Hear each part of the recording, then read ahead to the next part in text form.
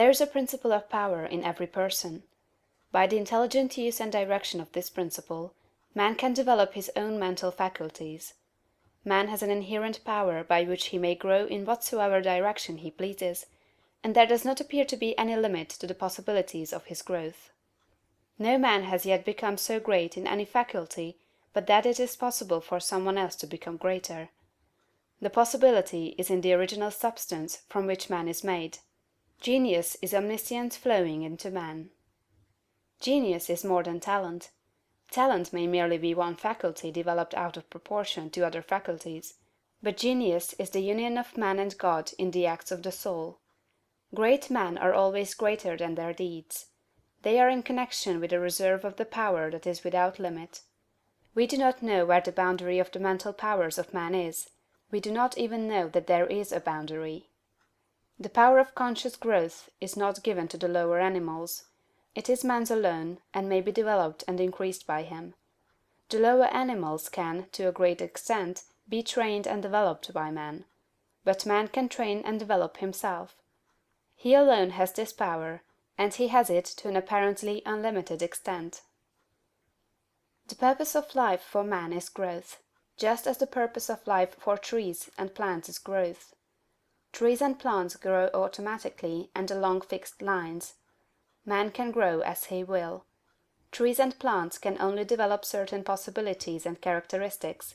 Man can develop any power, which is or has been shown by any person, anywhere. Nothing that is possible in spirit is impossible in flesh and blood.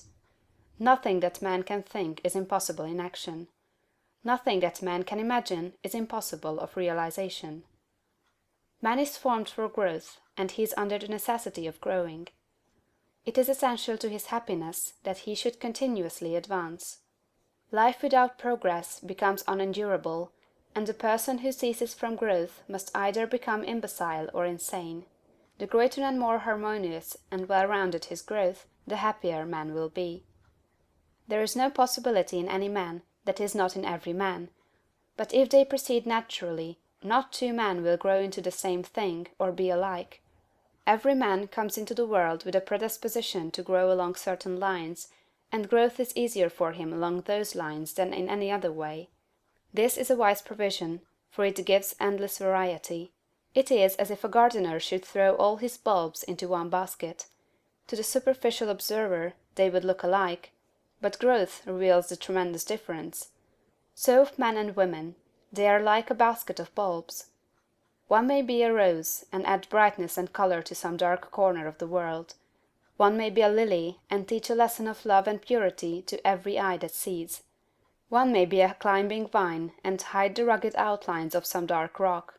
One may be a great oak among whose boughs the birds shall nest and sing, and beneath whose shade the flocks shall rest at noon, but every one will be something worthwhile, something rare, something perfect. There are undreamed of possibilities in the common lives all around us in a large sense.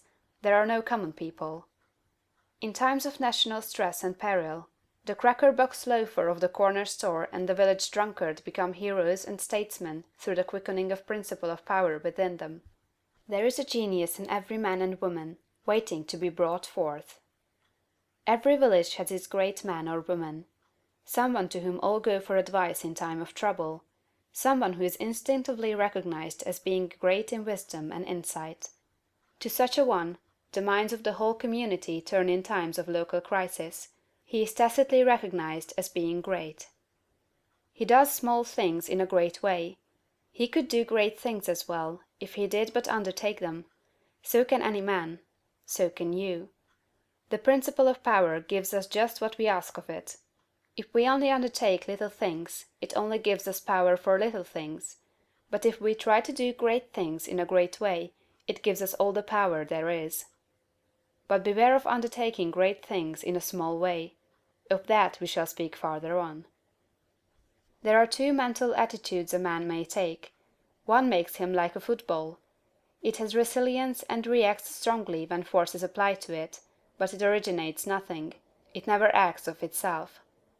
There is no power within it. Men of this type are controlled by circumstances and environment. Their destinies are decided by things external to themselves.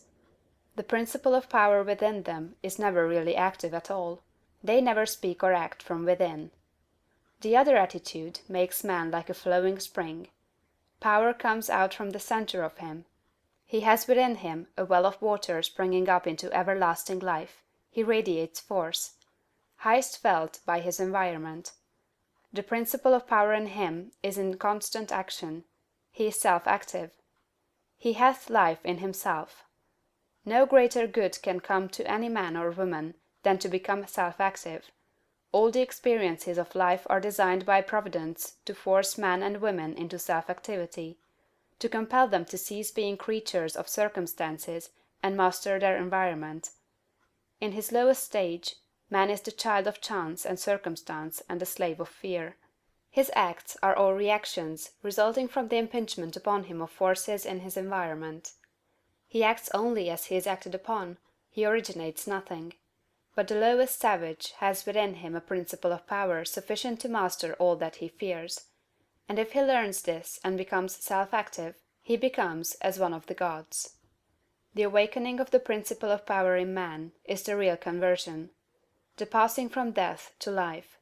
It is when the dead hear the voice of the Son of Man, and come forth and live. It is the resurrection and the life. When it is awakened, man becomes a son of the highest, and all power is given to him in heaven and on earth. Nothing was ever in any man that is not in you. No man ever made more spiritual or mental power than you can attain, or did greater things than you can accomplish. You can become what you want to be.